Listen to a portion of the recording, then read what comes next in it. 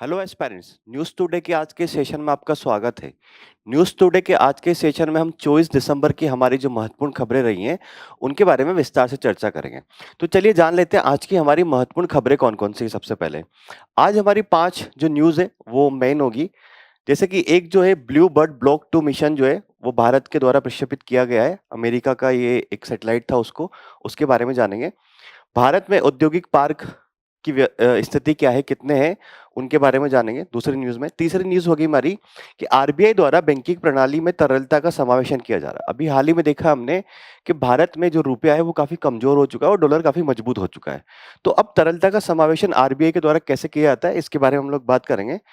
चौथा महत्वपूर्ण न्यूज़ होगा हमारा क्रिएटर इकोनॉमी उपभोक्ता व्यय में वृद्धि करेगी। क्रिएटर इकोनॉमी यानी कि इन्फ्लुएंसर जो होते हैं, उनके बारे में एक रिपोर्ट आई है कि वो कैसे उपभोक्ता व्यय में 2030 तक वृद्धि करेगी, तो उसके बारे में हम लोग बात करेंगे। पांचवी महत्वपूर्ण न्यूज़ होगी हमारी कि भारत में आईपीआर आवेदनों की रिकॉर्ड संख्या।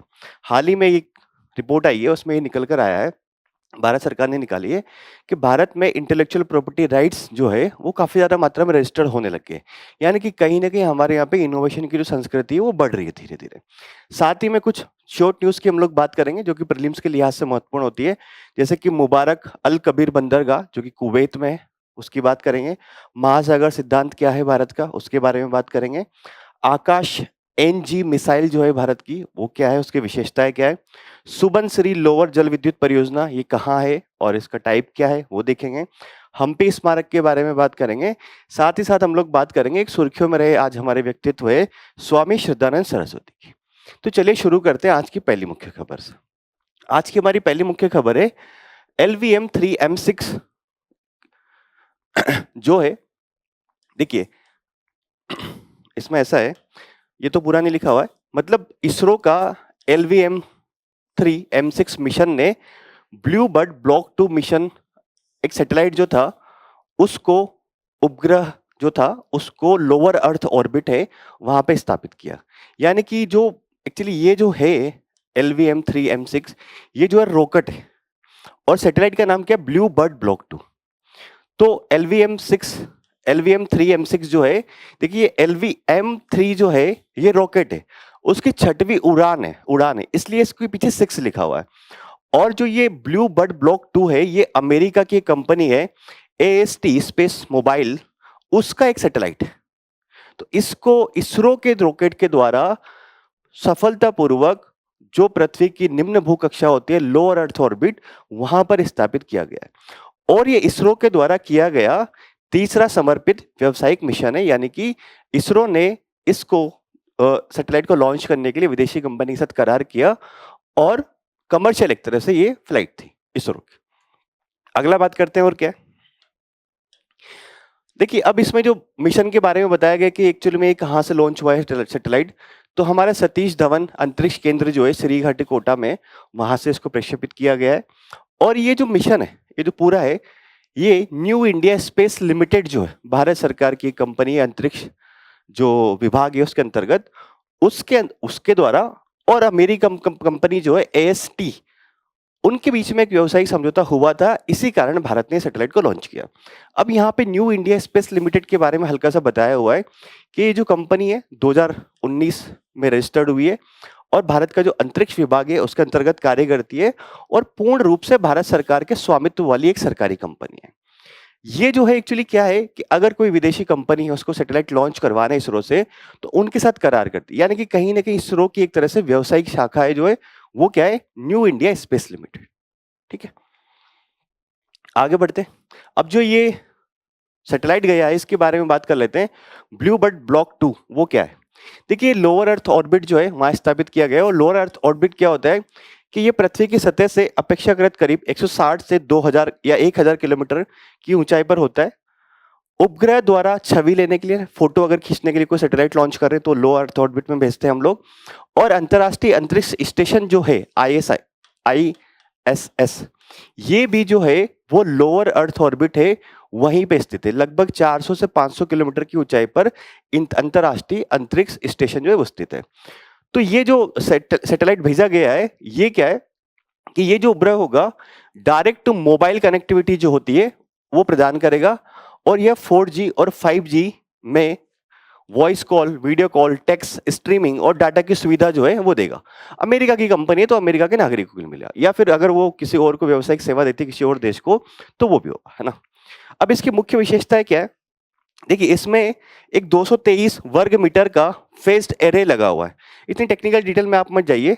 223 किलोमीटर का वर्ग मीटर का फेस्ड एरे लगा हुआ है, जो कि इसे लोअर अर्थ ऑर्बिट में स्थापित अब तक का सबसे बड़ा व्यावसायिक संचार उपग्रह बनाता है। मतलब देखिए ये है कि अगर आपसे कोई ये पूछे कि लोअर अर्थ ऑर्बिट में स्थापित विश्व का सबसे बड़ा व्यावसायिक उपग्रह कौन सा है, तो आप उसका नाम लेंगे ब्लू बर्ड ब्लॉक 2। ये टेक्नोलॉजी याद रखने की आवश्यकता नहीं है। आगे बढ़ते हैं। अब जो LVM-3 है, जो रॉकेट है, उसके द्वारा अब तक का जो सबसे भारी पेलोड भेजा गया है वो ये है। लगभग इसका जो वजन था इस सैटेलाइट का 6100 किलोग्राम के आसपास था। ठीक है, तो इस ब्लू बर्ड ब्लॉक 2 के बारे में अगर आपसे कोई पूछे तो क्या है, ये अमेरिका का एक सैटेलाइट है जो कि किस लिए बनाया गया है, डायरेक्ट टू मोबाइल कनेक्टिविटी के लिए है। और कहां स्थापित किया गया, लोअर अर्थ ऑर्बिट में। और क्या है, ये लोअर अर्थ ऑर्बिट में स्थापित विश्व का सबसे बड़ा व्यावसायिक संचार उपग्रह। ठीक है, ये बारे में ध्यान रखिएगा, प्रीलिम्स के लिए काम का होगा। अगला देखते हैं। अब जो हमारा प्रक्षेपण यान है वो क्या है, तो देखिए ये जो है LVM-3 ये 3 चरण का होता है। आप इतना सा ध्यान रखिए बस कि 3 चरण होते हैं। लोअर जो चरण होता है वो ठोस होता है, दूसरा जो चरण होता है वो तरल होता है, और ऊपर वाला जो होता है वो क्रायोजेनिक होता है। क्रायोजेनिक जो होता है इसमें हाइड्रोजन और ऑक्सीजन जो गैस रहती है उसको बहुत कम टेम्परेचर पर रखा जाता है। क्षमता क्या है, अगर इसका द्रव्यमान माने लिफ्ट ऑन द्रव्यमान जो है वो 640 टन का है, और ये जो है भूतुल्यकालिक स्थानांतरण कक्षा यानी कि जियोसिंक्रोनस ट्रांसफर ऑर्बिट तक लगभग 4200 किलोग्राम पेलोड ले जाने में सक्षम है।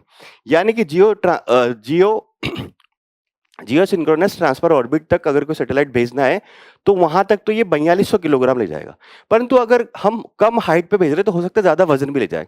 जैसे कि ब्लू बर्ड ब्लॉक 2 जो है वो लोअर अर्थ ऑर्बिट में स्थापित किया गया है, तो वो 6100 किलोग्राम का भी ये हमारा जो रॉकेट था प्रक्षेपण यान वो ले जाने में सक्षम उसको हुआ। अब यहाँ पे बताया हुआ है कि जियो सिंक्रोनस ट्रांसफर ऑर्बिट क्या होता है। तो देखिए ये लगभग 37,000 किलोमीटर की ऊंचाई पर होता है पृथ्वी से, और एक दीर्घ वृत्ताकार कक्षा है ये। जब हमें किसी अंतरिक्ष यान को या फिर किसी सैटेलाइट को भूतुल्यकालिक और भूस्थिर कक्षाओं जियोस्टेशनरी कक्षाओं में स्थानांतरित करने के लिए गया था। मतलब देखिए क्या है, जो जियो स्टेशनरी जो आपकी कक्षा होती है उसमें ऐसा है कि वहां पर मेनली संचार उपग्रह स्थापित किया जाता है, और उससे पहले एक स्थान पर उस उपग्रह को लगाया जाता है या छोड़ा जाता है, वो होता है जियो ट्रांसफर ऑर्बिट, जियो सिंक्रोनस ट्रांसफर ऑर्बिट। फिर यहां से उसको धक्का देके आपके जियो सिंक्रोनस ऑर्बिट जो है वहां पर जियो स्टेशनरी ऑर्बिट जो है उसमें पहुंचाया जाता है। समझ में आया थोड़ा सा? देखिए ऐसा है कि मान लीजिए ये है आपकी जियो स्टेशनरी ऑर्बिट, है ना, और ये थोड़ा सा उससे पहले क्या होगा, जियो सिंक्रोनस ट्रांसफर ऑर्बिट। तो यहां पहले उपग्रह स्थापित किया जाएगा, फिर यहां से यहां उसको भेजा जाएगा। आगे क्या है, पिछले मिशन जो और भेजे गए भारत के द्वारा, चंद्रयान 2, चंद्रयान 3, OneWeb के 2 मिशन, ये इतना काम का नहीं इसका। अब देखिए ये जो न्यूज है मेनली प्रीलिम्स के काम की। प्रीलिम्स में काम का क्या है, एक तो ब्लू बर्ड ब्लॉक 2 क्या है, वो सैटेलाइट के बारे में जो बेसिक इंफॉर्मेशन हमने दी, और एक जो हमारा LVM-3 प्रक्षेपण यान है उसके बारे में। तो सबसे महत्वपूर्ण इसमें इंफॉर्मेशन ये होगी कि ये आपका 3 स्टेज का है। ऊपरी जो स्टेज है वो क्रायोजेनिक है, और साथ साथ में जियो सिंक्रोनस ट्रांसफर ऑर्बिट तक ये आपके 4200 किलोग्राम का ले जा सकता है। बाकी इंफॉर्मेशन आप ध्यान नहीं रखेंगे तो चलेगा काम, क्योंकि बाकी इंफॉर्मेशन वैसे भी आप जब बेसिक पढ़ते हैं तो उसमें सारा कुछ आता है। तो मेनली प्री के काम की न्यूज है। मेंस में अगर कभी आपसे इसरो के बारे में पूछा जाए तो हम इसरो की उपलब्धियों में ये भी बात बोल सकते हैं कि इसरो ने जो लोअर अर्थ ऑर्बिट में एक 6100 किलोग्राम का जो सैटेलाइट है वो छोड़ा, LVM-3 का उपयोग करते हैं। ओके, अब भारत में औद्योगिक पार्क के बारे में एक न्यूज आई है। तो देखिए क्या है, भारत में औद्योगिक पार्क भारत में नवाचार और औद्योगिक समृद्धि का एक प्रमुख स्तंभ बनकर उभर रहे, ऐसी बात नहीं कर गए। औद्योगिक पार्क वास्तव में क्या होते हैं, देखिए एक बड़ा सा एरिया होगा जिसमें जो इंडस्ट्री स्थापित होगी उनको सारी सुविधाएं वहां होंगी। मतलब देखिए होता क्या है कि अगर जैसे एक इंडस्ट्री यहाँ स्थापित है, एक यहाँ है, एक यहाँ है, एक यहाँ है, तो उन सबको बिजली, सड़क, इंफ्रास्ट्रक्चर है ना, वो सारी चीज़ें प्रोवाइड करने में सरकार को दिक्कत आएगी। तो सरकार एक बहुत बड़ा एरिया में ये सारी सुविधाएँ उनको प्रोवाइड कर देती है। बिजली हो गया, सड़क हो गया और बेसिक जो और भी जो चीज़ें होती हैं, इंडस्ट्री के काम की होती है, वो प्रोवाइड कर देगी, फिर वहाँ पे सारी की सारी इंडस्ट्री एक साथ लग जाएगी। तो इससे क्या होता है, फिर वहाँ पर आर्थिक विकास होता है, रोजगार के ज़्यादा डेवलप होते हैं, विनिर्माण की गतिविधियाँ जो है, वो बढ़ती है धीरे-धीरे। अब औद्योगिक पार्क जो है, वो देखिए राज्य सरकारों के द्वारा भी स्थापित किया जाता है और निजी क्षेत्र के द्वारा भी विकसित किया जा सकता है। ये एक पार्क जो होता है, इसमें साझा अवसंरचना होती है। अनुमोदन अगर किसी चीज़ का लेना है, तो वो मतलब सरल होता है। एक तरह से वन स्टॉप सॉल्यूशन की तरह काम करता है ना? स्थिर और स्पष्ट रेगुलेटरी फ्रेमवर्क होते हैं। मतलब उस औद्योगिक पार्क में अवसंरचना तो होती ही है, साथ-साथ में अगर कोई इंडस्ट्री है, उसको कुछ अनुमोदन लेने हैं, तो वहाँ भी उसको वो ईज़िली मिल जाते हैं। और अगर माने रेगुलेटरी फ्रेमवर्क भी वहाँ पर ईज़ी ही होते हैं, ठीक है? तो ये औद्योगिक पार्क है। अब देखते हैं आगे और इसमें क्या है। तो वर्तमान स्थिति क्या है भारत में औद्योगिक पार्क की? देखिए, भारत औद्योगिक भूमि बैंक जो है, इंडिया इंडस्ट्रियल लैंड बैंक के अनुसार वर्तमान में भारत में लगभग 4500 के आसपास औद्योगिक पार्क है। मतलब अच्छे खासे औद्योगिक पार्क हमारे देश में है ना। राष्ट्रीय औद्योगिक गलियारा विकास निगम जो है, अगर वो ये बोलता है या फिर उसके अंतर्गत जो है औद्योगिक गलियारे बनते हैं, जैसे दिल्ली मुंबई इंडस्ट्रियल कॉरिडोर बना है, के अंतर्गत 306 प्लग एंड प्ले औद्योगिक पार्क और 20 पार्क और स्मार्ट सिटी विकसित किए जा रहे हैं।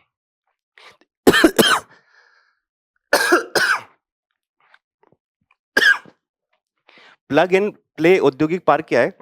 देखिए, ऐसे औद्योगिक पार्क जहाँ पे जो सुविधाएं होती है बेसिक वाली, वो ऑलरेडी उपलब्ध होती है, फिर उसको औद्योगिक पार्क का दर्जा दे दिया जाता है, ठीक है? तो ये बात ये निकल कर आई कि हमारे देश में भारत औद्योगिक भूमि बैंक जो है, वो ये बोलता है कि लगभग 4500 के आसपास हमारे यहाँ पे औद्योगिक पार्क है। अब राष्ट्रीय औद्योगिक गलियारा विकास निगम जो है, वो ये बोल रहा है कि जैसे हम हमारे देश में औद्योगिक गलियारों का विकास कर रहे हैं, तो वहां पर उस हम लगभग 306 प्लग एंड प्ले औद्योगिक पार्क और 20 पार्क और स्मार्ट सिटीज जो हैं, उनको विकसित कर रहे हैं। यानी कि जो औद्योगिक गलियारा निकल रहा है, उनके आसपास औद्योगिक पार्क वहां पर स्थापित किए जा रहे हैं। अब औद्योगिक पार्क के आवश्यक तत्व क्या है, ये देख लेते हैं। मतलब क्या क्या चीजें उसमें होनी चाहिए बेसिकली। विनियामक व्यवस्था, यानी कि रेगुलेशन उसका कैसा किया जाएगा, यानी कि श्रम का, भूमि का, विदेशी निवेश वहां पे कैसे आएगा, ये सारा का सारा जो होता है प्रोत्साहन आधारित नियमावली होती है। यानी कि कहीं ना कहीं विनियामक जो होता है, वो इंडस्ट्री के एक तरह से फेवरेट होता है। फेवरेट तो नहीं कहूंगा मैं उसको, ये बोलूंगा उनके फेवरेबल कंडीशंस होती है वहां पे, है ना, कि विनियामक व्यवस्था को बहुत कठोर नहीं रखा जाता। अगला क्या है, एकीकृत अवसंरचना होती है। आप टेलीकॉम मान लीजिए, अगर कोई लैब्स होगी, अनुमति लेनी है, प्रशिक्षण प्रदान करना है, सुरक्षा करनी है, तो ये सारी की सारी सुविधाएं इंडस्ट्री पार्क में एक साथ उपलब्ध होती है आपकी। अगला क्या है, परिभाषित स्पष्ट भौगोलिक क्षेत्र। तो भूमि जो होती है, वहां पे जो भौगोलिक क्षेत्र होता है, उसका एक मास्टर प्लान होता है। भवन किस प्रकार से बनेंगे, सुविधाएं किस प्रकार से होंगी, ये सारी की सारी बहुत क्लियर तरीके से वहां पे होती है। विशेष प्रबंधन की बात करें तो ये क्या है कि औद्योगिक पार्क में उद्यम जो है, वो प्रवेश को उनकी मंजूरी किस प्रकार की जाएगी, या फिर नियमों के अनुपालन की जो निगरानी है, वो कैसे की जाएगी, ये सब वहां पे एक एकल नियामक जो होता है या फिर प्राधिकरण जो होता है, वो सारी चीजें दिखता है। अगला क्या है, बहु उपयोगकर्ता संकुल या क्लस्टर। पार्क के भीतर जो होता है, पार्क में ऐसा तो नहीं कि एक ही कंपनी काम कर रही होगी। जैसे सॉफ्टवेयर पार्क जो होते हैं, जैसे बेंगलोर में है, तो सॉफ्टवेयर पार्क में बहुत सारी सॉफ्टवेयर कंपनियां काम कर रही होंगी। तो पार्क के अंदर अनेक कंपनियां जो है, वो मिलकर काम करती है और जो पार्क में जो भी संसाधन होते हैं, उनको साझा करती है। तो ये जो इंडस्ट्रियल पार्क है, उनकी विशेषताएं हैं। आगे देखते हैं और क्या। हम्म, अब इंडस्ट्रियल पार्क जो है, उनके लाभ क्या है। तो देखिए, आर्थिक समृद्धि जो है, उसमें ये एक प्रमुख योगदान देते हैं। जैसे कि ये जो पार्क होते हैं, उत्पादन के दुर्लभ संसाधन जो होते हैं, उनको एक स्थान पर उपलब्ध कराकर कहीं ना कहीं साझा उपयोग जो होता है, उनको बढ़ावा देते हैं। अब देखिए, भारत सरकार जो है, उनकी फिजिकल कैपेसिटी जो है, वो लिमिटेड है। हर जगह जगह इंडस्ट्री को सड़क, बिजली, पानी और विनियामक व्यवस्था नहीं दी जा सकती। तो पार्क जो होता है, वो कहीं ना कहीं साझा संसाधन होते हैं वहां पर, और जो दुर्लभ संसाधन होते हैं हमारे देश के, उनको एकीकृत करता है। उत्पादकता बढ़ती है इससे, और कहीं ना कहीं परिचालनात्मक दक्षता जो है, उसमें भी सुधार होता है। क्योंकि देखिए, एक विनियामक होगा, इंडस्ट्री को भी काफी सारी सुविधा एक जगह ही मिल जा रही है पार्क में, तो कहीं ना कहीं जो परिचालनात्मक दक्षता है, वो बढ़ती है। फॉरेन डायरेक्ट इन्वेस्टमेंट जो है ऐसे पार्क में ज़्यादा आता है। आप अगर कभी जाएँगे यहाँ से दिल्ली जयपुर रोड पर, तो आपको जो नीमराणा है, उसके आस-पास जो है काफ़ी इंडस्ट्रियल पार्क देखने को मिल जाएँगे। जापानी ज़ोन, ताइवानी ज़ोन, इस प्रकार के ज़ोन, यानी कि वहाँ पर काफ़ी सारी कंपनियाँ एक साथ मिलकर काम कर रही है। तो फॉरेन डायरेक्ट इन्वेस्टमेंट भी ये जो पार्क है वो अट्रैक्ट करते हैं। जैसे अंकटाक जो है उसकी रिपोर्ट ये कहती है कि भारत ग्रीनफील्ड परियोजनाओं में निवेश को आकर्षित करने के मामले में विश्व का 5वें, जो 5 देश है शुरुआत के, उनमें है। यानी कि ये है, ग्रीनफील्ड परियोजना क्या होती है कि ऐसी परियोजनाएं जो एकदम रो स्क्रैप से बनी होती है, वहां पे कुछ नहीं होता है और वो परियोजना डेवलप हो रही। ब्राउन फील्ड परियोजनाएं ऐसी होती है जो कि वहां पे कुछ तो सुविधाएं ऑलरेडी पहले से थी, उसको अपग्रेड कर दिया। ठीक है। तो ऐसा निकल कर आया कि इंडस्ट्रियल पार्क जो है वो हमारे देश में एफडीआई को काफी ज्यादा मात्रा में आकर्षित करते हैं। रोजगार का सृजन करेंगे, क्योंकि वहां पर अगर विनिर्माण की गतिविधियां होंगी तो रोजगार सृजन होगा, है ना। कर्मचारियों के लिए उच्च पारिश्रमिक सुनिश्चित करते हैं। अब ये तो खैर कैसे बोल सकते हैं, वहाँ पे हर तरह के होते हैं। इंडस्ट्रियल पार्क है, वहाँ पे रोजगार के साधन डेवलप होंगे, तो कुछ हाई स्किल्ड भी होंगे और कुछ कम स्किल वाले अकुशल श्रम भी वहाँ पर डेवलप होंगे। परंतु कहीं न कहीं ऐसा है कि वहाँ जैसे कोई इंडस्ट्रियल पार्क डेवलप हुआ, मान लीजिए वहाँ पे 1000 लोग काम कर रहे हैं, तो आस-पास क्या होगा, फिर हॉस्पिटैलिटी की जो सुविधाएँ वो भी डेवलप होगी। आस-पास चाय वाले, पानी वाले, रेहड़ी वाले, ये सारी चीज़ें डेवलप होंगी। तो कहीं न कहीं इससे ये होगा कि देश में एक तरह से औद्योगिक गतिविधियाँ जो हैं वो बढ़ती हैं। ठीक है? पर्यावरण और सामाजिक उत्तरदायित्व का निर्वहन कैसे करते हैं ये इंडस्ट्रियल पार्क? तो देखिए, पर्यावरण अनुकूल कार्यों को ये बढ़ावा देते हैं। पर्यावरण अनुकूल कार्य इस प्रकार से हो गए कि देखिए, इंडस्ट्री में अगर बहुत सारी इंडस्ट्री एक साथ काम कर रही है, तो वहाँ पर जो विनियामक है, उनको बेहतर तरीके से देख पाएगा कि वो पर्यावरण कानूनों को फॉलो कर रहे हैं या नहीं कर रहे हैं, या उनकी जो सामाजिक ज़िम्मेदारी है सीएसआर की, उसका वो एक तरह से उसको खर्च कर रहे हैं, नहीं कर रहे हैं। तो ये माना जा रहा है कि हाँ, अगर इंडस्ट्रियल पार्क एक साथ होता है, तो विनिर्माण, रोजगार और जीडीपी में वृद्धि तो होती ही है, परंतु पर्यावरण के अनुकूल कार्य जो होते हैं, वो भी बढ़ावा मिलता है वहाँ पे। संसाधनों का जो उपयोग होता है, वो दक्षता के साथ होता है इंडस्ट्रियल पार्क में। महिलाओं के लिए अलग अनुकूलित सुविधाएँ होती हैं। ये सारी चीज़ें देखो, नॉर्म्स होते हैं गवर्नमेंट के।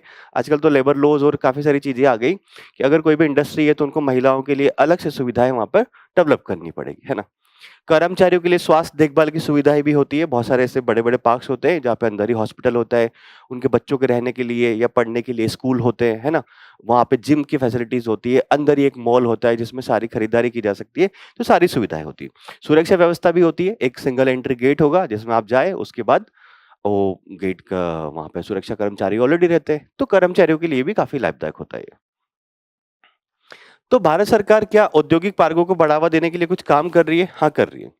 प्लग एंड प्ले औद्योगिक पार्क की जो हमने बात करा कि जहाँ पे सुविधाएं ऑलरेडी अवेलेबल होती है, तो ऐसा बात किया गया कि प्लग एंड प्ले जो औद्योगिक पार्क है, वो केंद्रीय बजट 2025-26 में ऐसी बात की गई कि इनके विकास के लिए 2500 करोड़ रुपए जो है वो आवंटित किए गए। अगला क्या है? भारत औद्योगिक भूमि बैंक। ये जो बैंक है, इसकी स्थापना जो है उद्योग संवर्धन और आंतरिक व्यापार विभाग जो है हमारे देश का, उसके द्वारा की गई थी। और ये भारत औद्योगिक भूमि बैंक क्या है? देखिए, औद्योगिक भूमि बैंक यानी कि उद्योगों के लिए जो भूमि की जरूरत होती है, उसका एक तरह से बैंक है। तो ये जीआईएस आधारित एक केंद्रीकृत प्लेटफॉर्म है। यह देश भर में की औद्योगिक भूमि से संबंधित स्थानिक और गैर स्थानिक जानकारी प्रदान करता है। मतलब ये जानकारी प्रदान करता है कि हमारे देश में जो भूमि है, उसको किस भूमि का उपयोग औद्योगिक कार्यों के लिए किया जा सकता है। इस प्रकार की जानकारी इस प्लेटफॉर्म पे उपलब्ध होती है। ठीक है। औद्योगिक पार्क रेटिंग प्रणाली, यानी कि जितने भी औद्योगिक पार्क है, उनको प्रदर्शन, उनकी गुणवत्ता और उनके आधार पर एक ढांचा बनाया जाता है कि कौन सा पार्क सबसे बेस्ट काम कर रहा है या कौन सा किस रैंकिंग पर। व्यवसाय करने की सुगमता, यानी कि ईज ऑफ डूइंग बिजनेस में सुधार। देखिए, हम पहले जो है एक वर्ल्ड बैंक की रिपोर्ट आया करती थी ईज ऑफ डूइंग बिजनेस, अभी तो वो नहीं आती है। तो ease of doing business report में हमारा देश काफी पीछे हुआ करता था। तो हमने क्या किया, राष्ट्रीय व्यवसायी सुधार कार्य योजना 2014 में शुरू करी थी। और इसके तहत हमने ये किया कि अब इंडस्ट्री को जो जो भी समस्या आती है कि क्लियरेंस नहीं मिल पाता है, उनके लिए अवसंरचना की सुविधा नहीं है ना, ये सारा का सारा हमें सही करना है, ताकि हमारे देश में इंडस्ट्री लगे, विनिर्माण की गतिविधियों को बढ़ावा मिले, फॉरेन डायरेक्ट इन्वेस्टमेंट आए। ठीक है। तो हमने ये प्लान लेके आए, राष्ट्रीय व्यवसायी सुधार कार्य योजना। साथ साथ में हमने जीएसटी लेके आए। जीएसटी के तहत जो है वो कर व्यवस्था जो है इसको सरलीकृत किया गया। नियम का जो अनुपालन किया जाता है, बहुत सारे एक तरह से नियम पहले हुआ करते थे कि इसकी भी मंजूरी लो, इसकी मंजूरी लो, इसको भी मंजूरी लो, तो हमने कहीं न कहीं एक एकल व्यवस्था बनाई है ना? इत्यादि के माध्यम से हम लोग जो व्यवसाय है उसको सुगम कर रहे हैं। अगर व्यवसाय सुगम होगा तो इंडस्ट्रियल पार्क जो है वो डेवलप होंगे, ओके? तो ये जो न्यूज़ है देखिए अच्छा है ये, मेंस के लिहाज से आपका महत्वपूर्ण रहेगा ये, कभी विनिर्माण गतिविधियों या फिर औद्योगिक पार्कों के बारे में सवाल आता है तो इकोनॉमी के लिए। आगे बढ़ते हैं, आरबीआई द्वारा बैंकिंग प्रणाली में तरलता का समावेशन, ये क्या है? तो देखिए हाल ही में आरबीआई ने ये बोला कि ओपन मार्केट ऑपरेशंस जो होते हैं उसके तहत 2 लाख करोड़ की सरकारी प्रतिभूतियां यानी कि गवर्नमेंट सिक्योरिटीज जो होती हैं वो खुले बाजार से खरीदेगा। साथ ही 10 बिलियन अमेरिकी डॉलर की 3 वर्षीय अमेरिकी डॉलर भारतीय रुपया क्रय विक्रय विनियमन नीलामी शुरू करेगा। देखिए इस न्यूज का बैकग्राउंड ये है, आपने अभी देखा होगा कि रुपया जो है वो ऑलमोस्ट 91-90 को टच कर चुका है। यानी कि रुपया जो है वो काफी ज्यादा मात्रा में मार्केट में, डॉलर कम है। तो आरबीआई क्या कर रहा है, ओपन मार्केट ऑपरेशन के तहत जो रुपया है उसको स्क्वीज करेगा, यानी कि अपने पास ले लेगा, मार्केट में जो है रुपया की कमी करेगा। जब रुपए की कमी होगी तो रुपया मजबूत होगा, साथ साथ में अब डॉलर भी मजबूत हो रहा है, तो अगर डॉलर की आपूर्ति बढ़ेगी तो भारतीय रुपया मजबूत दिखेगा। तो आरबीआई दो काम कर रहा है, एक तो ओपन मार्केट ऑपरेशंस के तहत जो रुपया है उसको स्क्वीज कर रहे हैं, दूसरा ये है जो डॉलर है उसको रिलीज कर रहे हैं, जो फॉरेन एक तरह से एक्सचेंज फॉरेन का वो होता है आरबीआई के पास स्टोरेज, तो वो क्या कर रहा है, फॉरेन जो करेंसी होती है उनका ना, तो आरबीआई क्या कर रहा है कि डॉलर को रिलीज करेगा और रुपया को स्क्वीज करेगा। तो इससे क्या होगा कि हमारा रुपया मजबूत होगा, थोड़ा बहुत, कहीं नहीं करेगा। तो इसमें हम लोग देखते हैं कि किस प्रकार से चीजें हो रही हैं। देखिए ओपन मार्केट ऑपरेशंस क्या होते हैं कि ओपन मार्केट ऑपरेशन ये कि सरकारी प्रतिभूतियां जो होती है गवर्नमेंट सिक्योरिटीज, उनकी खरीद बिक्री आरबीआई करता है। इसका उद्देश्य क्या है कि बाजार में जो लिक्विडिटी होती है वो मेंटेन रहे, एक लेवल तक मेंटेन रहे, लिक्विडिटी बहुत ज्यादा भी नहीं हो जाए और बहुत कम भी नहीं हो जाए, है ना? तो उदाहरण के लिए जैसे क्या है कि अगर बाजार में बहुत ज्यादा अतिरिक्त मात्रा में तरलता है, एक्सेसिव लिक्विडिटी है, तो आरबीआई क्या करेगा, प्रतिभूतियों की बिक्री करेगा। देखिए मतलब क्या करेगा, मैं आपको सिंपल से बताता हूं, ये आरबीआई है, ठीक है? ये आरबीआई है, मार्केट में ये बहुत सारा रुपया है, ठीक है? अब आरबीआई क्या है, आरबीआई के पास गवर्नमेंट सिक्योरिटीज पड़ी हुई है, गवर्नमेंट सिक्योरिटीज आरबीआई के पास है। तो आरबीआई क्या करेगा, अब गवर्नमेंट सिक्योरिटी, देखिए गवर्नमेंट सिक्योरिटीज ये होता है कि इन पर एक तय ब्याज दर पर सरकार पैसा देती है, इंटरेस्ट देती है। तो आरबीआई क्या करेगा कि गवर्नमेंट सिक्योरिटीज जो है अब इनकी बिक्री करेगा, गवर्नमेंट सिक्योरिटीज की आम जनता को बिक्री करेगा या बैंकों को बिक्री करेगा। तो जब ये लोग खरीदेंगे तो पैसा आरबीआई को देंगे, बैंक या फिर जो वित्तीय संस्थान है या फिर जो लोग है। तो अब ये जो पैसा है वो आरबीआई के पास चला जाएगा। अब आरबीआई के पास पैसा चला गया, यानी कि मार्केट में जो पैसा था वो कम हो गया, तरलता कम होगी मार्केट में, ठीक है? आगे देखते हैं। अब क्या है, अमेरिकी डॉलर भारतीय रुपया क्रय विक्रय विनियमन। अब इसके तहत क्या कर रहा है कि केंद्रीय बैंक यानी कि सेंट्रल बैंक क्या कर रहा है, जो बैंक होंगे जिनके पास भारतीय रुपया पड़ा हुआ है, तो वो भारतीय रुपये के बदले में अमेरिकी डॉलर खरीदता है, ठीक है? मतलब ये है कि अब जो बैंक है जिनके पास अमेरिकी डॉलर रुपया है, तो एक सेकंड, बैंकों से भारतीय रुपए के बदले अमेरिकी डॉलर खरीदता है, जो बैंक है उनसे भारतीय रुपए के बदले में अमेरिकी डॉलर खरीदे जा रहे हैं। तो केंद्रीय बैंक क्या कर रहा है आपका, यानी कि आरबीआई ये हो गया और बाकी ये बहुत सारे बैंक हो गए, ठीक है? अब केंद्रीय बैंक ये इनसे ये कर रहा है कि अमेरिकी डॉलर जो इन बैंकों के पास में रखे हुए हैं, क्योंकि ये जो पैसा है ये परिचालन में होगा कहीं ना कहीं इनके पास डॉलर, तो इस डॉलर को स्क्वीज करेगा इधर, है ना, आरबीआई। साथ ही बैंकों के साथ भावी तारीख में डॉलर बेचने का एक विपरीत समझौता भी करते हैं। मतलब देखिए ये वर्तमान में, अब सिंपल लैंग्वेज में समझते हैं, ज्यादा टेक्निकल चीजें नहीं करते हैं। एक तो आरबीआई क्या करेगा, हमारा रुपया कमजोर हो चुका है, ज्यादा लिक्विडिटी मार्केट में हुई है, तो हमें क्या करनी है, लिक्विडिटी को स्क्वीज करना है कि आरबीआई गवर्नमेंट सिक्योरिटी को बेचेगा, पैसा ले लेगा। अब डॉलर जो है वो बाई बैक समझौता ये हो रहा है कि आरबीआई बैंकों से डॉलर ले रहा है और उनको बोला कि 3 साल के बाद या भावी तारीख के बाद हम डॉलर आपको वापस दे देंगे, है ना? ऐसे समझौता हो रहा है, जैसे कि 3 साल हमने शुरुआत में देखा था कि 3 साल बाद आपको वापस दे देंगे। तो अमेरिकी डॉलर, इसीलिए इसको बोला था क्रय विक्रय विनियमन, कि वर्तमान में बस तरलता को स्क्वीज करने के लिए क्रय विक्रय कर रहे हैं कि कहीं ना कहीं उसकी आपूर्ति जो है थोड़ी सी घटाई जाए। तो अब ये कौन इसमें भागीदारी कर सकता है, एक छोटी सी न्यूज है कि अतिरिक्त डीलर श्रेणी 1 के बैंक इस नीलामी में भाग लेने के लिए पात्र होंगे, यानी कि आरबीआई ने कुछ क्लासिफिकेशन करा होगा, वही बैंक जो है इस नीलामी में भागीदारी कर सकते हैं, बाकी नहीं करेंगे। अब तरलता समावेशन क्यों आवश्यक होता है? देखिए, आरबीआई जो है उसको विदेशी मुद्रा बाजार में हस्तक्षेप करना होता है ना? जब रुपए के मूल्य में भारी गिरावट आती है जो कि वर्तमान में, तो आरबीआई अपने विदेशी मुद्रा भंडार से अमेरिकी डॉलर को बेचता है। यानी कि रुपए का मूल्य, अगर रुपया जो है कमजोर हो रहा है, तो आरबीआई फिर डॉलर को निकालेगा। डॉलर को निकालेगा तो इससे क्या होगा कि मार्केट में जब डॉलर ज्यादा आएंगे, तो कहीं ना कहीं हमारा रुपया मजबूत होगा।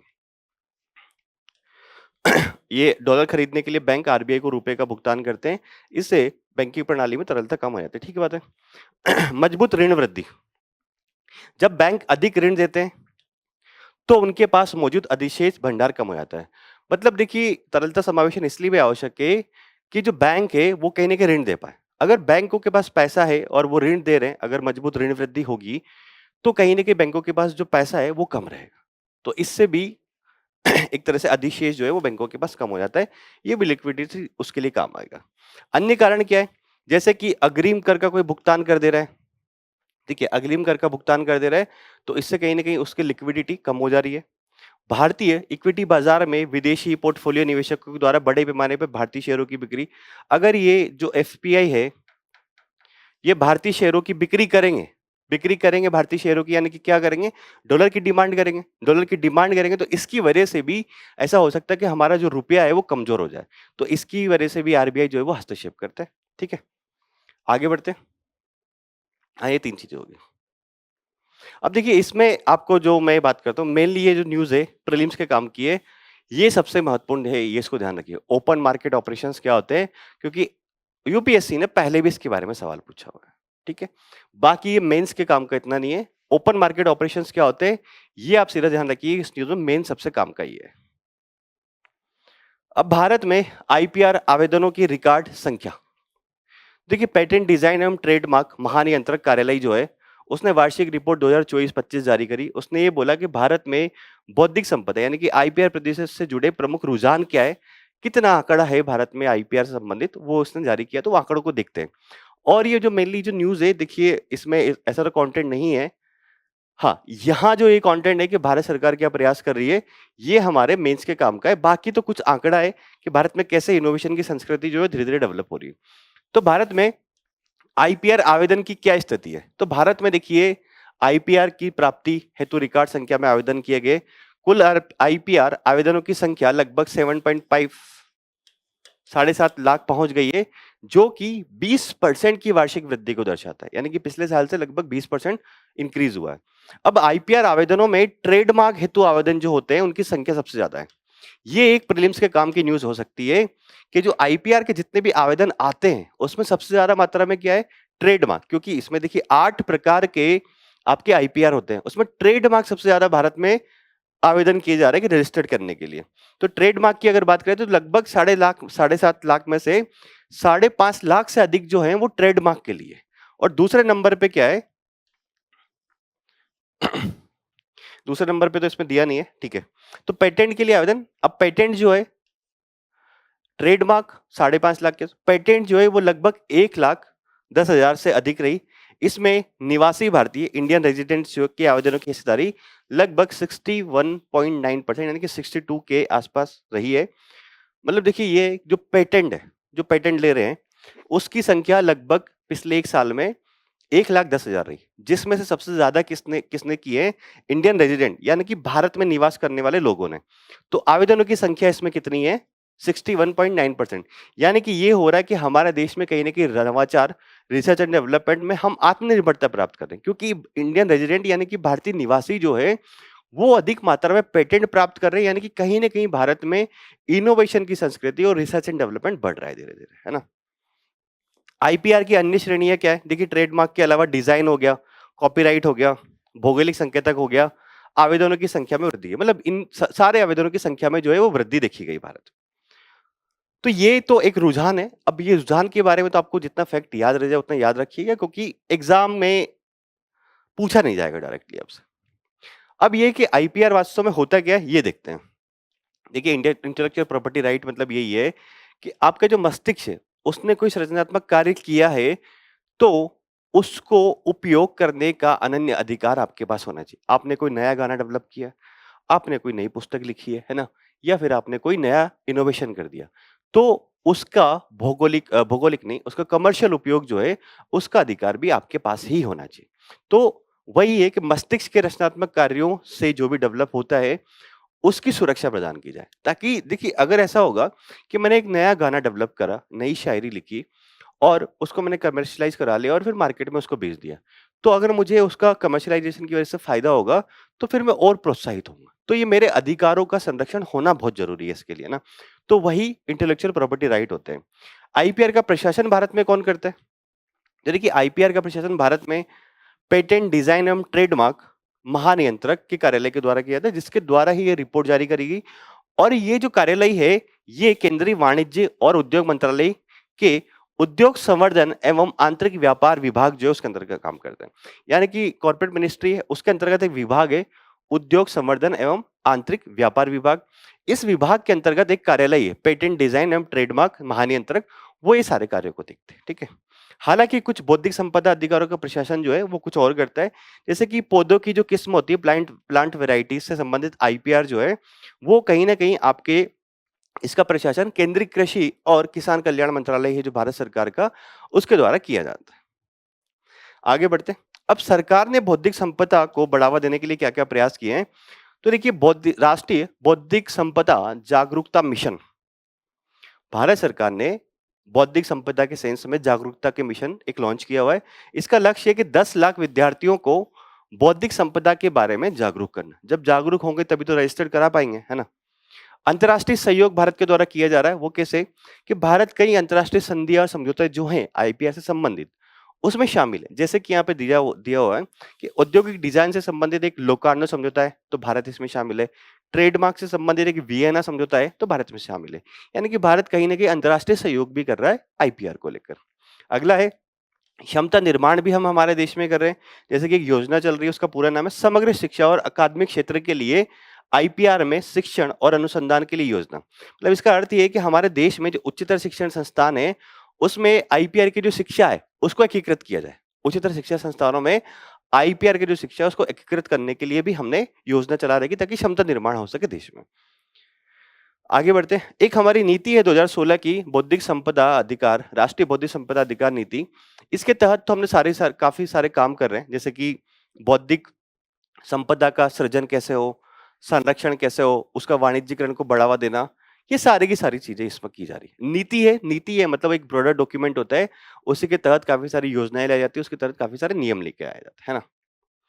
डिजिटलीकरण हम लोग कर रहे हैं। जैसे कि आईपी सारथी चैटबॉट एक बनाया गया है और ये एआई संचालित है। यानी कि अगर आपको आईपी से यानी कि इंटेलेक्चुअल प्रॉपर्टी राइट से संबंधित कोई बातचीत करनी है, तो एक चैटबॉट है आईपी सारथी, तो आप वहां जाके जानकारी ले सकते हैं कि रजिस्ट्रेशन कैसे करना है, कैसे नहीं करना है, कार्यालय कहाँ होगा।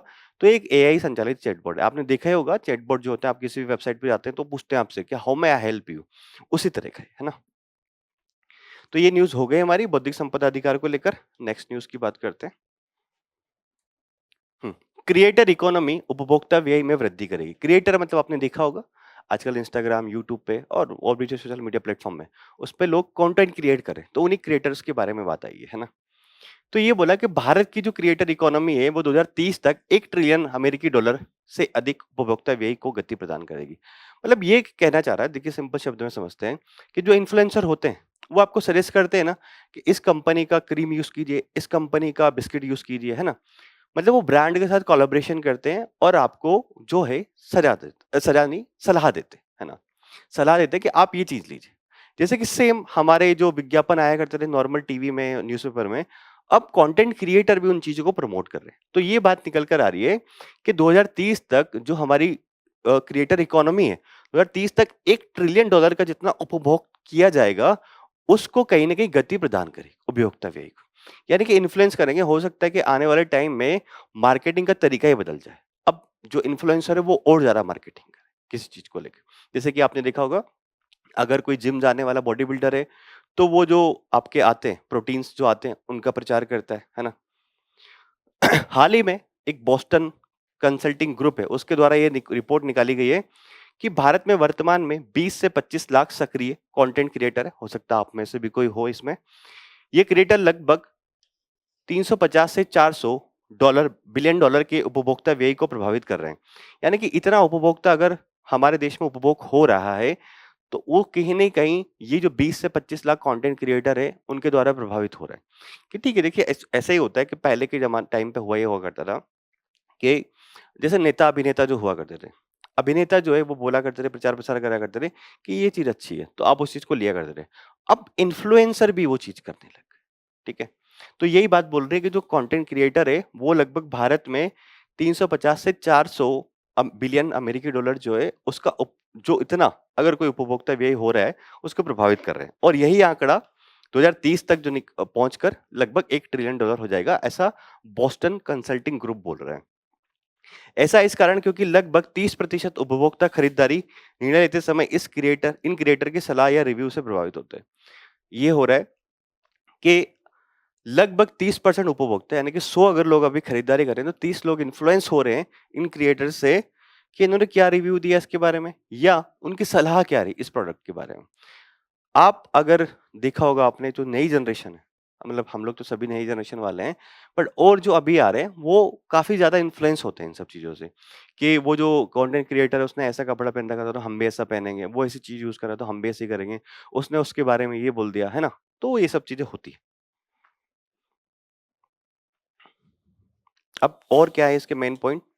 तो देखिए ये क्यों मतलब ऐसा हो रहा है कि जो क्रिएटर इकोनॉमी है, वो 2030 तक क्यों 1 ट्रिलियन अमेरिकी डॉलर जो है उसका उपभोक्ता व्यय को प्रभावित करेगी? क्योंकि कहीं न कहीं ऐसा हो रहा है कि हमारे देश में सहायक अवसंरचना जो है वो बढ़ रही है। यानी कि भारत में जो डिजिटल कंटेंट देखने का जो समय है, प्रति सप्ताह घंटों में देखें, तो वो 2020 में 6.6 आवर हुआ करता था। प्रति सप्ताह आप 6.6 आवर जो है कंटेंट देखा करते थे। अब जो है 2024 में लगभग आप देख रहे हैं लगभग 11 घंटे मान लीजिए इसको, 10 घंटे और 90 हो गया, 10.9 घंटे, तो 11 घंटे जो है आप 1 सप्ताह में कंटेंट देख रहे हैं, ये बात निकल कर आई। साथ-साथ में इंटरनेट के उपभोक्ताओं की बात करें, तो वित्त वर्ष 2020 में इंटरनेट के जो उपभोक्ता हुआ करते थे, वो कम थे, लगभग अ, स 740 मिलियन थे, जो कि अब बढ़कर 950 मिलियन हो गए। यानी कि ज़्यादा लोगों के हाथ में फ़ोन है, ज़्यादा लोगों के हाथ में इंटरनेट है, तो वो क्या करेंगे? कंटेंट देखेंगे, जैसे बहुत देखते ही हैं आप आस-पास लोगों को देखिए अपने, आपको बहुत ईज़िली पता लग जाएगा। जनसँख्या की विस्तार हो रहा है, तो अब ये जो कंटेंट का इकोसिस्टम है, इसमें खाली केवल जेन ज़ी नहीं है या फिर जैसे कि जो महानगर में रहने वाली जनसँख्या वही नहीं है, बल्कि विभिन्न आयु वर्ग समूह के लोग हैं और छोटे शहरों, टियर 1, टियर 2, टियर 3 और छोटे शहर हैं, वहाँ पे भी कंटेंट क्रिएशन चल रहा है और वहाँ पर भी जो लोग हैं, वो फ़ोन या इंटरनेट के माध्यम से उस कंटेंट को देख रहे हैं। तो जनसँख्या की विस्तार भी हो रहा है। पहले शहरों में जा रहा था, अब छोटे-छोटे शहरों में भी ये चीज़ें जा रही है ना? प्रमुख श्रेणियाँ क्या है? मतलब किस प्रकार का जो कंटेंट है लोग ज़्यादा देख रहे हैं, शॉर्ट फ़िल्म फॉर्म वीडियो जो है, सबसे ज़्यादा लोग देख रहे हैं। देखिए आप भी खुद जानते होंगे, अब रील ज़्यादा चल रही है। यूट्यूब इवन अब बोलता है कि अब 3 मिनट तक का रील आप उसपे डाल सकते हो। तो रीलें ज़्यादा चल रही हैं, तो उस प्रकार का है कि शॉर्ट फॉर्म वीडियो सबसे प्रभावशाली कंटेंट का प्रारूप है। उसमें कॉमेडी है, फ़िल्में हैं, डेली सोप्स हैं, फैशन सबसे अधिक देखे जाने वाली चीज़ें, है ना? ब्रांड खर्च, तो अब इसमें ये बात निकल कर है कि लगभग 70% जो ब्रांड है आने वाले 2-3 वर्षों में अपने क्रिएटर बजट को 1.5 से 3 गुना बढ़ाने की योजना बना रहे हैं। यानी कि ये है कि अगर कोई ब्रांड है जैसे कि ए कंपनी है, उसने अभी अगर मान लीजिए ₹50 अलॉट किए हुए हैं कि मैं अपने मान लीजिए ₹100 पूरे हैं इसके पास कि मेरे विज्ञापन का खर्च जो है वो ₹100 रखूँगा और ₹50 जो है वो इन्फ्लुएंसर या कंटेंट क्रिएटर से कराऊँगा। तो अब ये कोशिश कर रहे हैं कि आने वाले 2-3 सालों में जो खर्च है ₹50 का कंटेंट क्रिएशन वाला इसको बढ़ाया जाए। क्योंकि कहीं न कहीं अगर कंटेंट क्रिएशन वालों को देंगे तो उनको लग रहा है कि हमारा जो माल है वो ज़्यादा बिके। ऐसा कंपनियाँ प्लान कर रही हैं। अब क्या है क्रिएटर या फिर ऑरेंज इकोनॉमी? इसको ये प्री के लिहाज से बहुत महत्वपूर्ण है। आपसे क्रिएटर इकोनॉमी तो नहीं पूछेगा परंतु ये पूछ सकता है कि ऑरेंज इकोनॉमी वास्तव में क्या है? देखिए अब जो ऑरेंज इकोनॉमी उसी में क्रिएटर्स भी आते हैं। क्रिएटर्स आते हैं, बहुत सारे जो प्लेटफ़ॉर्म्स रहते हैं वो आते हैं, ब्रांड्स आते हैं और तीसरे पक्ष के मध्यवर्ती इसमें शामिल होते हैं ऑरेंज इकोनॉमी में। ये सभी क्या करते हैं? विज्ञापन, स्पॉन्सरशिप, है ना? सब्सक्रिप्शन और कॉमर्स जैसे कंटेंट आधारित मॉडल्स के माध्यम से राजस्व उत्पन्न करने के लिए सहयोग करते हैं। मतलब कोई भी क्रिएटर्स हो गया, कोई एक प्लेटफ़ॉर्म ऐसा हो गया, है ना? जहाँ पे चीज़ें हो रही हैं, ब्रांड्स हो गया या कोई थर्ड पार्टी हो गई, जो इन सब ये सब इसमें शामिल है किसमें आपके ऑरेंज इकोनॉमी में। और ये सभी विज्ञापन हो गए, स्पॉन्सरशिप भी लेते हैं, है ना? सब्सक्रिप्शन बेस्ड मॉडल होता है बहुत सारों का, जैसे कि आप एग्जाम्पल अगर आप बात करेंगे तो जैसे हुँ, आप यूट्यूब पे जाइए, किसी आप स्टडी चैनल देखिए या फिर कोई योगा चैनल देखिए, वो आपको बोलता है कि आप इसको सब्सक्राइब कर लीजिए ₹100 पर मंथ के हिसाब से और आपको यहाँ पे चीज़ें मिलती रहेंगी, आपको डेली रेगुलर वीडियोज़ मिलते रहेंगे, है ना? और जो नहीं करते उनको बहुत सारे हो सकता है कि प्रीमियम वीडियोज़ जो हैं अच्छे-अच्छे वो नहीं दिखने को मिले। तो ये है कि सब्सक्रिप्शन बेस्ड मॉडल हो गया, कोई कॉमर्स आधारित हो गया, है ना? कंटेंट आधारित मॉडल्स के माध्यम से राजस्व अर्जन में सहयोग करते हैं। क्रिएटर्स क्या होते हैं? अलग से बताया कि दर्शकों को जोड़ने के लिए वीडियो और पोस्ट कंटेंट बनाते हैं। आपने क्रिएटर्स का तो देखिए बहुत समझाने की ज़रूरत नहीं है। वो पोस्ट डालते हैं, वीडियोज़ बनाते हैं, रील बनाते हैं, किसी चीज़ के बारे में रिव्यूज़ देते हैं, है ना? तथा अपनी प्रामाणिकता, संबद्धता और संबंधित विशेषज्ञता प्रस्तुत करते हैं। वो बोलते हैं जैसे बहुत सारे लोग होते हैं, आजकल शेयर मार्केट के बारे में भी बोलने लग गए कि ये शेयर आप खरीद सकते हैं, इस म्यूचुअल फंड में इन्वेस्ट कर सकते हैं।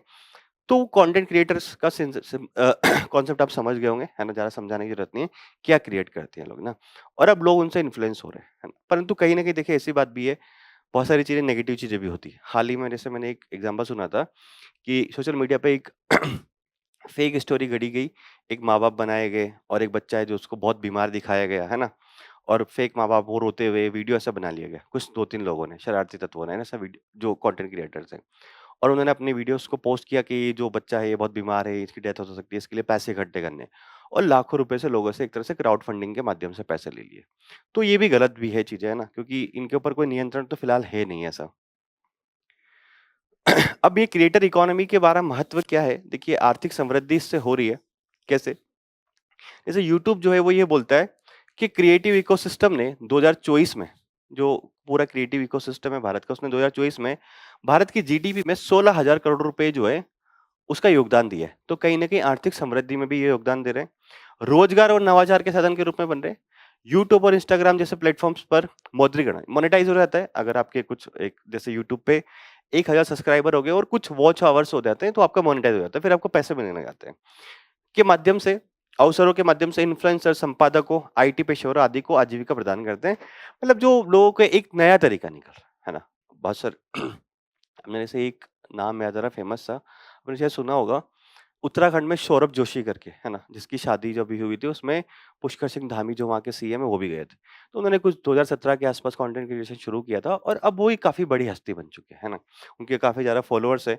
तो रोजगार और नवाचार के जो साधन हैं, वो भी डेवलप हो रहे हैं इससे कहीं न कहीं। लोग काफ़ी लोगों को जिन्होंने बहुत पहले अपना यूट्यूब चैनल शुरू किया था या ब्लॉगिंग शुरू करी थी, वो अब काफ़ी ज़्यादा मात्रा में पैसे कमा चुके हैं, है ना?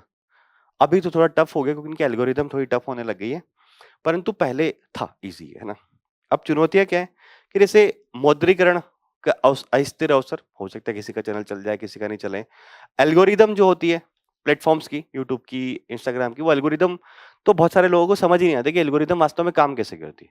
सेम वीडियो आप डाल रहे हैं, आपका वीडियो वायरल हो जा रहा है, मेरा वीडियो मैंने डाला, आपका मेरा वीडियो वायरल वायरल नहीं हो रहा है, तो समझ में नहीं आता। बौद्धिक संपदा की सुरक्षा के बारे में नहीं है, पता नहीं लगता। सेम मैंने जैसे कि एक स्टोरी टेलिंग बताई, बहुत अच्छे से मैं अपनी स्क्रिप्ट क्रिएट करके लाया, आपने वीडियो सुना 15-20 मिनट का और आपने भी सेम स्टोरी टेलिंग पे आपने अपने यूट्यूब चैनल पर अपना वीडियो बना के डाल दिया। तो मेरा जो बौद्धिक संपदा अधिकार था वो कहाँ संरक्षित हुआ, है ना? तभी तो वो होता है ना कि चैनल्स के ऊपर स्ट्राइक भेजते हैं वो लोग, कि आपने जो हमारा कंटेंट चुराया है, तो फिर यूट्यूब उसको एल्गोरिथम से देखता है और अगर ये बात सच होती है तो फिर उसका चैनल भी सस्पेंड कर दिया जाता है। विश्वास होता है, प्रामाणिकता जैसे कि फर्जी फॉलोअर्स की समस्या। फर्जी फॉलोअर्स भी होते हैं, बहुत सारे लोग जो हैं अपने फर्जी फॉलोअर्स ले लेते हैं, पेड करवा के, है ना? तो वो ये भी अपने आप में एक समस्या है और विश्वास वाली जो वही बात है कि वो जो बोल रहा है, देखिए अगर ये ब्रांड है, ए ब्रांड इस कंटेंट क्रिएटर को पैसे दे रहा है, तो ऑब्वियसली ये इसके बारे में अच्छी चीज़ें बोलेगा ना, कोई इंडिपेंडेंट रिव्यू तो देगा नहीं, तो समस्या है इसमें भी, है ना? अब हम लोग बात करते हैं अन्य सुर्खियों की, हमारी मेन न्यूज़ हो चुकी है। तो पहली हमारा मुख्य खबर है मुबारक अल कबीर बंदरगाह। इस बंदरगाह के बारे में आपको 2 चीज़ें ध्यान रखनी है ना, सारी मत रख देखिए ये जो बंदरगाह है इसके निर्माण के लिए चीन ने कुवैत के साथ समझौता किया है। तो सबसे पहला यही है कि ये बंदरगाह कहाँ है? कुवैत का है और कहाँ स्थित है? बुबियान द्वीप पर स्थित है ना? इसका उद्देश्य क्या है? अब बंदरगाह डेवलप हो रहा है तो कहीं न कहीं क्षेत्रीय व्यापार, परिवहन को बढ़ावा देना और कुवैत का आर्थिक विविधीकरण और इसकी तेल पर निर्भरता को कम करना है। 2026 तक सोचे जा रहा है कि ये परियोजना जो है पूर्ण रूप से संचालित हो जाएगी, है ना? चीन की बेल्ट एंड रोड इनिशिएटिव जो प्रोग्राम है, उसके तहत चीन जो है ये बंदरगाह जो है मुबारक अल कबीर बंदरगाह इसको डेवलप कर रहा है ना।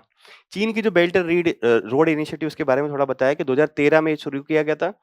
और इंफ्रास्ट्रक्चर की परियोजनाएं, दो इसके मुख्य घटक है, सिल्क रोड इकोनॉमिक बेल्ट और maritime silk road. Silk road economic belt जो है वो यूरोप, मध्य पूर्व, मध्य एशिया, एशिया से गुजरने वाले स्थलीय मार्ग, मतलब स्तर मार्गों को कनेक्ट करने के लिए। मैरीटाइम सिल्क रोड जो है मतलब मैरीटाइम यानी कि समुद्री मार्ग, जो पूर्वी एशिया, दक्षिण एशिया, मध्य पूर्व एशिया, अफ्रीका को समुद्री मार्ग से कनेक्ट करता है। तो चीन की ये जो महत्वाकांक्षी परियोजना थी इंफ्रास्ट्रक्चर की, बेल्ट रोड इनिशिएटिव, उसका ही ये हिस्सा है कुवैत का मुबारक अल बंदरगाह। आगे बढ़ते हैं।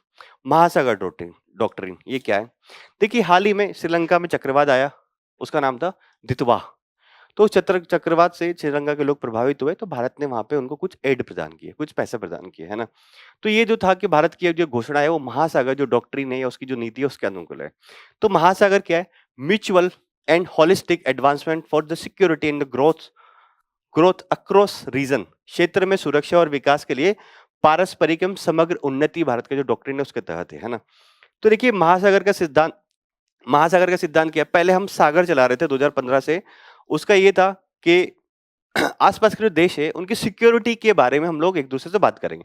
परंतु जो महासागर लाया गया उसमें ये बोला कि समुद्री सुरक्षा तो होगी, साथ साथ में आर्थिक चीजों के बारे में बात करेंगे, भू राजनीतिक चिंताएं जो होती है हमारे देश की, उन पर मिल बैठकर हमारे आसपास के जो देश है, समुद्री देश, उनके बारे में हम लोग बात करेंगे, है ना, चिंताओं के बारे में। तो महासागर भारत के समुद्री उद्देश्यों के प्रति अधिक महत्वाकांक्षी दृष्टिकोण दर्शाता है।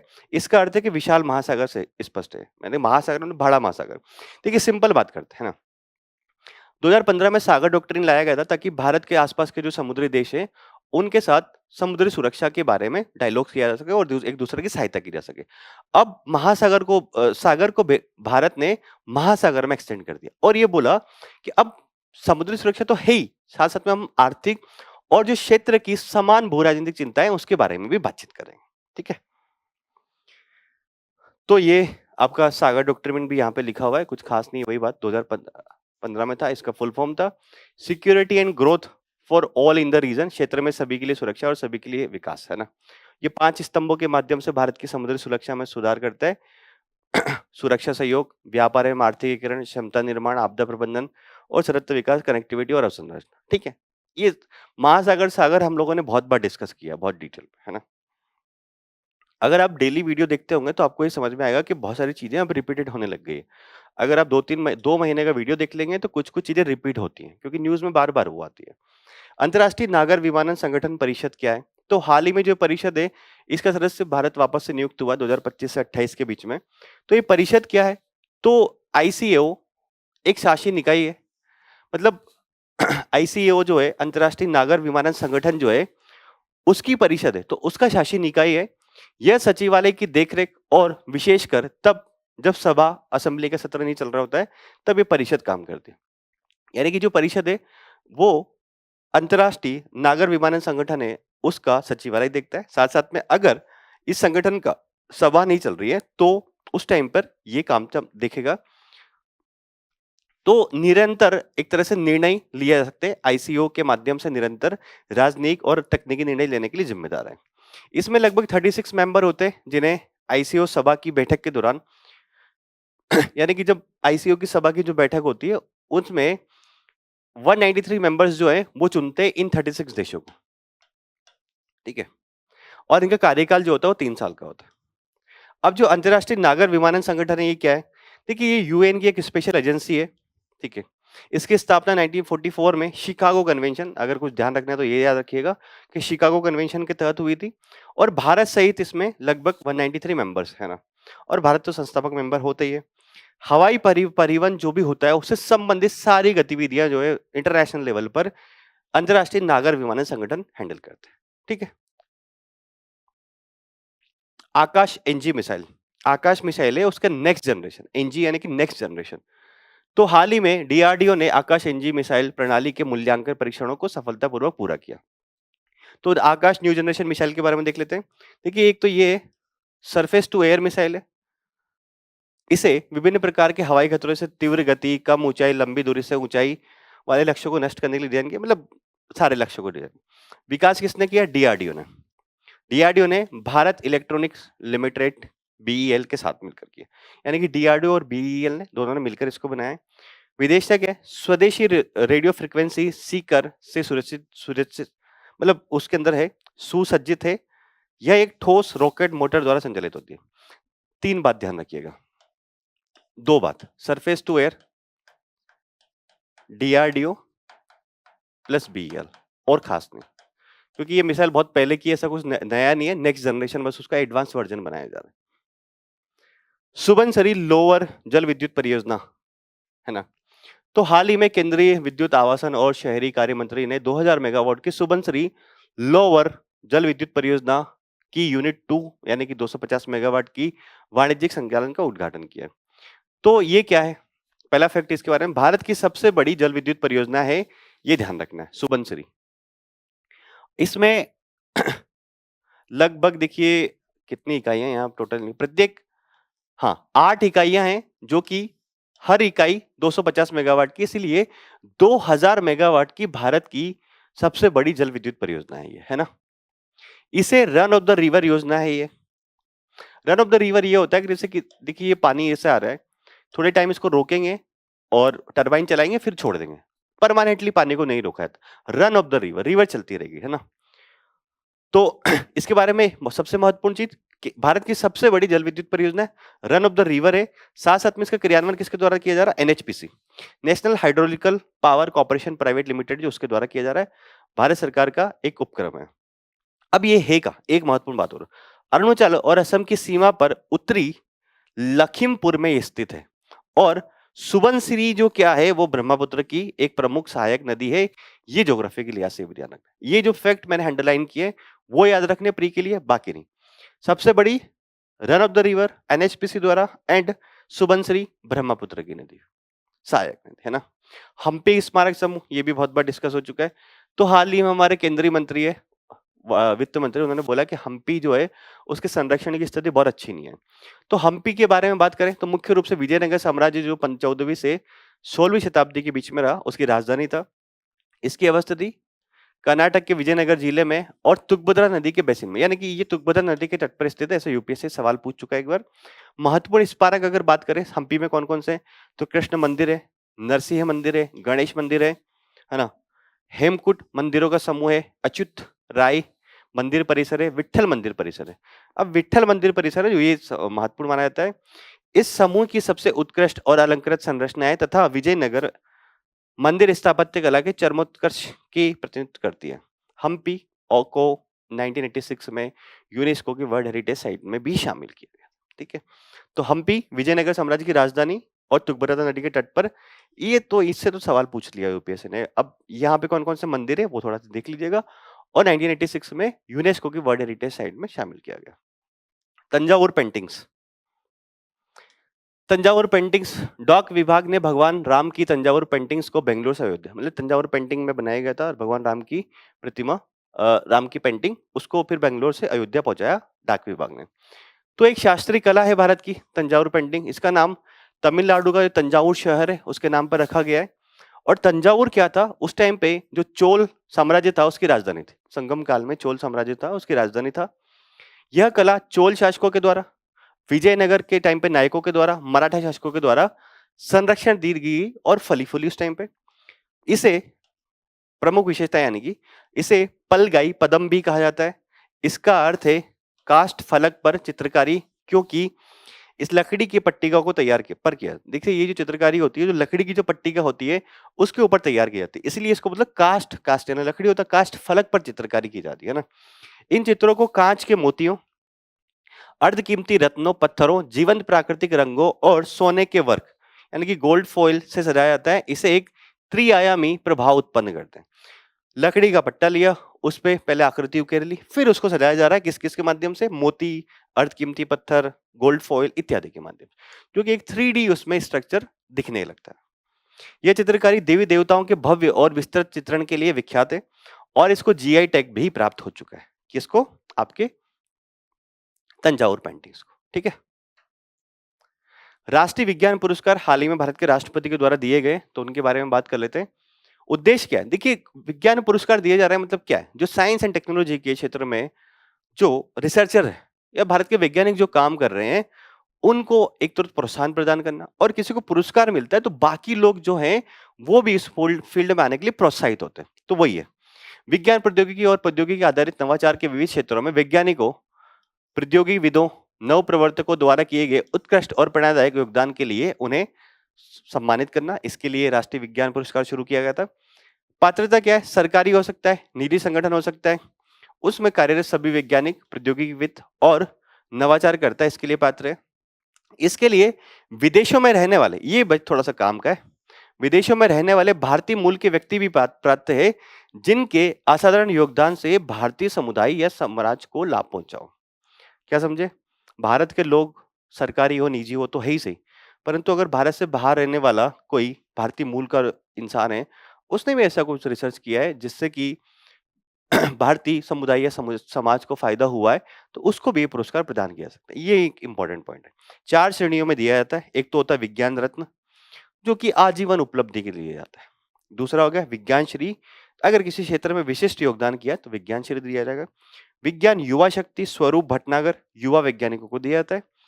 विज्ञान टीम, 3 या अधिक वैज्ञानिक या शोधकर्ता की टीमों को मिलकर दिया जाता है। तो सबसे बड़ा पुरस्कार है विज्ञान रत्न। पूरे जीवन काल में आपने जो भी प्रयास किए हैं विज्ञान के लिए, उनके लिए देते हैं। ठीक है? अब एक सुर्खियों में रहे व्यक्तित्व है हमारे स्वामी स्वामी श्रद्धानंद सरस्वती। ये इनका चित्र है। और हाल ही में क्या हुआ कि केंद्रीय गृह मंत्री ने स्वामी श्रद्धानंद सरस्वती के बलिदान दिवस या फिर पुण्यतिथि पर उन्हें श्रद्धांजलि अर्पित की। तो इनका जन्म 1856 में हुआ था और 1926 में इनकी डेथ हुई। तो स्वामी श्रद्धानंद सरस्वती के बारे में थोड़ा सा जान लेते हैं। पंजाब के जालंधर जिले के तलवा गांव में उनका जन्म हुआ था और उनका परिचय उन्हें महात्मा मुंशी राम विज के नाम से जाना जाता था। वे एक भारतीय स्वतंत्रता सेनानी और आर्य समाज के सन्यासी थे। आर्य समाज के लिए इन्होंने मेनली काम किया था, ये थोड़ा सा ध्यान रखना है। आर्य समाज की स्थापना किसने करी है? पता है आपको? दयानंद सरस्वती ने 1875 में। अब स्वामी श्रद्धानंद सरस्वती की प्रमुख योगदान क्या है, उनके बारे में बात कर लेते हैं। देखिए, शिक्षा की अगर बात करें तो 1902 में इन्होंने हरिद्वार के निकट शिक्षा के क्षेत्र में काम किया। हरिद्वार के निकट कागड़ी में एक गुरुकुल की स्थापना करी, जिसे अब गुरुकुल कागड़ी विश्वविद्यालय के रूप में जाना जाता है। वर्तमान में भी ये है। तो एक गुरुकुल कागड़ी विश्वविद्यालय की स्थापना इन्होंने हरिद्वार में की। समाज सुधार के क्षेत्र में इन्होंने काम क्या किया? तो 1920 के दशक में हिंदू सुधार आंदोलन, आर्य समाज आंदोलन ने एक शुद्धि आंदोलन चलाया था। शुद्धि आंदोलन ये था कि अगर हिंदू धर्म का व्यक्ति धर्म परिवर्तित हो गया है किसी और धर्म में, तो वो आर्य समाज की पद्धति से वापस से हिंदू धर्म में आ सकता है। तो सिद्धि आंदोलन और हिंदू सुधार आंदोलन में इन्होंने प्रमुख प्रमुख भूमिका निभाई है। स्वतंत्र संग्राम में अगर इनकी बात करें तो इन्होंने ब्रिटिश विरोधी प्रदर्शनों जैसे कि रोलेक्स सत्याग्रह, असहयोग आंदोलन में सक्रिय रूप से भाग लिया। रोलेक्स सत्याग्रह जो गांधी जी के द्वारा शुरू किया गया था और असहयोग आंदोलन ये भी गांधी जी ने शुरू किया था 1920 के आसपास। इन दोनों में सक्रिय रूप से स्वामी श्रद्धानंद सरस्वती ने भाग लिया। 23 दिसंबर 1926 को दिल्ली में इनकी हत्या कर दी गई थी। इन्होंने एक ऐसे कर्मयोगी के रूप में स्मरण किया जाता है जिन्होंने आध्यात्मिकता का राष्ट्रवाद के साथ समन्वय किया। मतलब इन्होंने एक ऐसे व्यक्ति के रूप में जाना जाता है जो आध्यात्मिकता को राष्ट्रवाद के साथ कोऑर्डिनेट किया या उनको मिला, एकीकृत किया। इनसे सीखे जाने वाले मूल्य क्या है? सामाजिक समानता, राष्ट्रवाद और शैक्षणिक सुधार। ये सारी चीजें हम स्वामी श्रद्धानंद सरस्वती से सीख सकते हैं। ठीक है? और इनकी दिल्ली में 1926 में गोली मार के हत्या कर दी गई। ठीक है? तो ठीक है, आज का हमारा जितना भी न्यूज़ था, वो हमने कवर कर लिया। शॉर्ट न्यूज़ और मेन न्यूज़ एंड सुर्खियों में रहे व्यक्तित्व। उम्मीद है ये सेशन आपकी तैयारी के लिए लाभदायक होगा और ऐसे ही अन्य सेशन देखने के लिए जुड़े रहिए विजन आईएएस के साथ। Thank you so much and all the best.